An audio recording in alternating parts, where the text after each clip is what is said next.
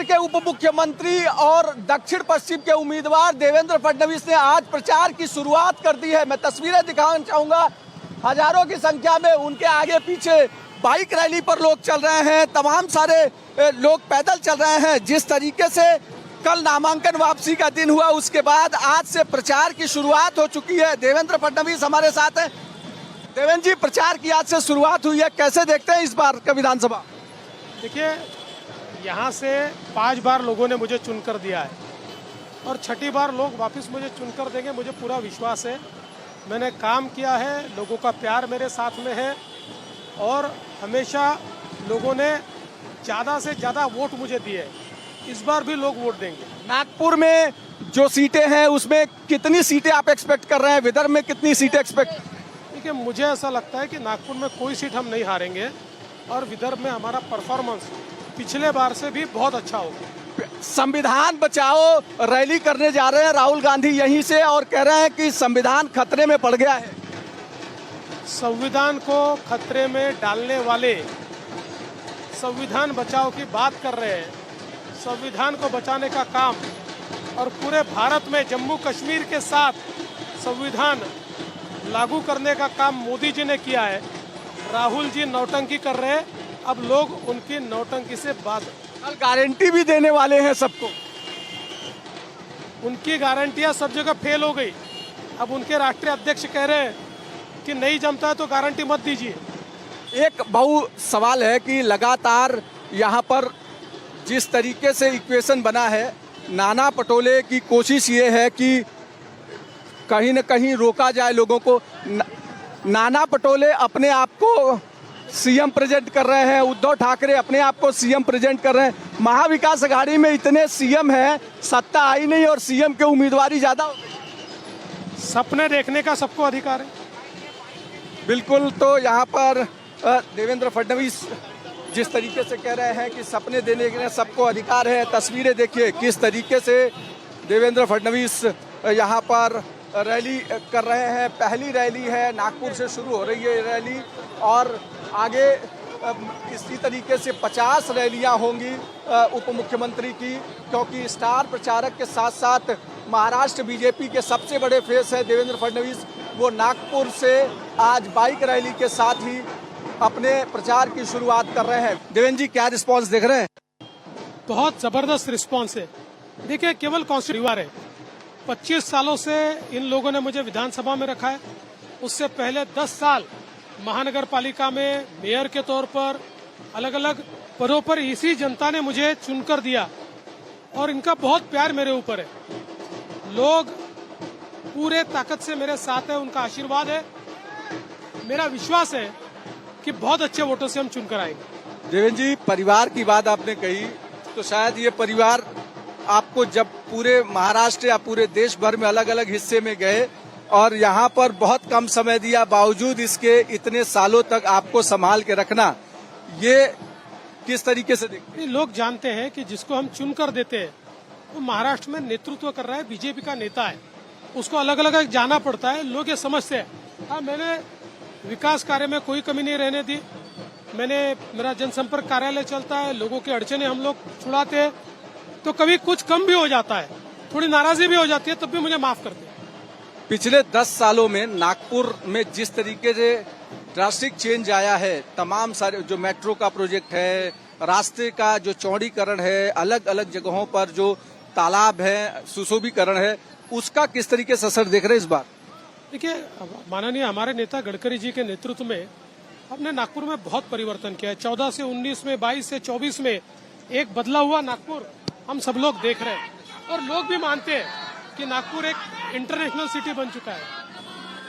लगातार रिस्पांस आप देख रहे हैं, रिस्पांस देखिए कि किस तरीके से देवेंद्र फडणवीस की विधानसभा में लोग उनसे मिलने के लिए आ रहे हैं, लोग उनको हार पहना रहे हैं। जिस तरीके का बदलाव नागपुर में दिख रहा है कि बीजेपी लगातार यहां से अब अगली बार भी रिटेन करती हुई दिखाई पड़ रही है। हालांकि कांग्रेस की पूरी कोशिश है कि विदर्भ में बीजेपी के वोट बैंक में सेंधमारी किया जा सके, लेकिन वैसा कुछ दिख नहीं रहा है।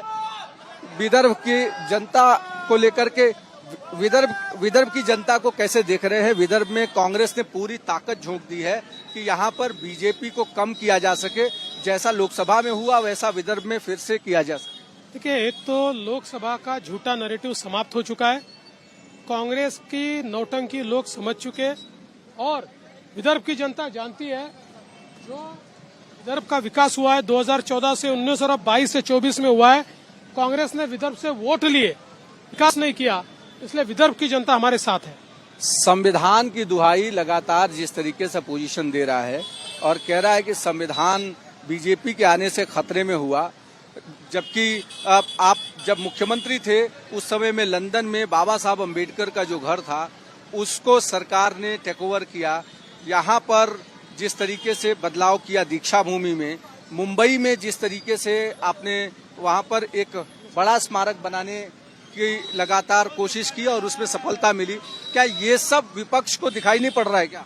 देखिए, संविधान का झूठा नैरेटिव अब समाप्त हो चुका है और मोदी जी के नेतृत्व में पहली बार जम्मू कश्मीर की सरकार में भारत के संविधान की शपथ लेनी पड़ी है।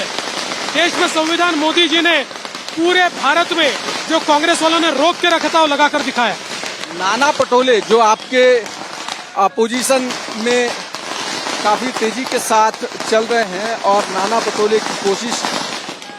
पटोले जिस तरीके से कोशिश कर रहे थे, क्या उस पे बदलाव होगा क्या? ये यहाँ की जनता आप दिखाई पड़ रहा है कि किस तरीके से यहाँ देवेंद्र फडणवीस को लोग कमल की माला पहना रहे हैं।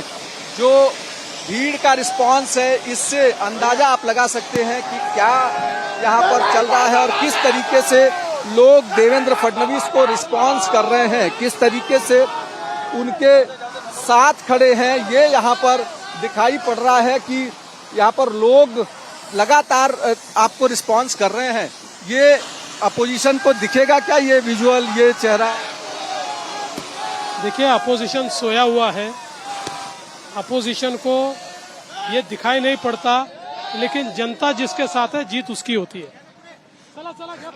कानून व्यवस्था को लेकर के अब हम अगला सवाल पूछेंगे जिस तरीके से देवेंद्र जी से। देवेंद्र जी, कानून व्यवस्था को लेकर लगातार आपके ऊपर सवाल खड़े होते रहे। सुप्रिया सुले ने जिस तरीके से कहा, जिस तरीके से शरद पवार ने ट्वीट किया, उद्धव ठाकरे कह रहे हैं कि कानून व्यवस्था खराब है, लाडली बहना को 1500 रुपया दे रहे हैं, सुरक्षित नहीं रख पा रहे हैं। देखिए, मैं इतना ही कहूंगा कि ये विपक्ष के लोग एक बार आईना देखें, एक बार अपने गिरेबान में झांके, और जब इनकी सरकार थी तो महिलाओं की क्या अवस्था थी ये एक बार देख लेंगे तो मुझसे सवाल नहीं करेंगे। लाडली बहना का कितना प्यार देख रहे हैं आप? बहुत ज्यादा, सारी बहनें हमारे साथ हैं। महाराष्ट्र की सियासत में दूसरे उद्धव ठाकरे जिस तरीके से काफी समय से जो बीजेपी ने 2.5 साल में किया, पार्टियां तोड़ी, उससे लोग गुस्से में हैं और जनता जवाब देगी। देखिए, ये नैरेटिव भी समाप्त हो गया, क्योंकि अगर जनता में नैरेटिव होता तो शिवसेना, उद्धव ठाकरे ये जो उबाठा है, ये मुंबई और कोकण का जो ठाणे और कोकण का इलाका है वहां कभी नहीं हारती, वो हार गई। अगर आप पवार साहब का नैरेटिव देखें तो अपने कोर एरिया में वो उनको कम सीटें मिली है, तो फेक नैरेटिव है। लेकिन नितेश राणे का जिस तरीके से बयान है वो सरकार के लिए मुसीबत बन रहा है क्या, कि कहीं न कहीं एक उस बारे में मैंने बहुत खुलासा कर दिया है, बार बार खुलासा करने की जरूरत नहीं है। एक सवाल देवेंद्र जी कि जो आप लव जिहाद के साथ साथ आप वोट जिहाद की बात कर रहे हैं, इस बार लग रहा है आपको वोट जिहाद को लेकर के भाऊ यहाँ पे कुछ इस तरीके की चीजें? प्रयास तो होगा, लेकिन ये प्रयास इस बार विफल होगा, क्योंकि अगर कोई माइनॉरिटीज का पोलराइजेशन करने की कोशिश करेगा तो उसका एक रिएक्शन दूसरे काउंटर पोलराइजेशन में भी दिखने को मिलेगा। लगातार यहाँ पे रिस्पांस देखने को मिल रहा है।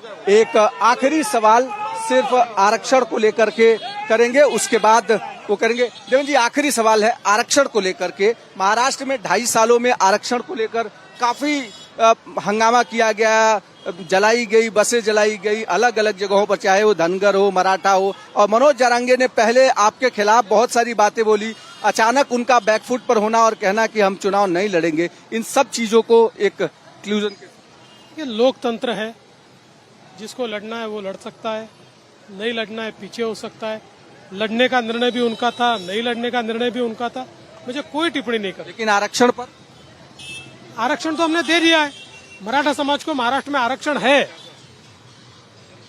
विपक्ष तो लगातार ये कह ही रहा है ना कि आप लोगों ने ओबीसी को मराठा से लड़ा दिया, मराठा ओबीसी में कोटे में आरक्षण, ये विपक्ष की साजिश है या फिर सरकार सही में काम नहीं कर। मैंने तो ओपन चैलेंज दिया है कि मराठा समाज को ओबीसी में आरक्षण देने की जो मांग है, इस मांग पर शरद पवार जी अपना रुख स्पष्ट करें, वो नहीं कर सकते। बिल्कुल, जिस तरीके से देवेंद्र फडणवीस ने तमाम सारे सवालों का बेबाकी से जवाब दिया है। वीडियो जर्नलिस्ट बाल्किस के साथ अभिषेक पांडे, भारत एक्सप्रेस, नागपुर।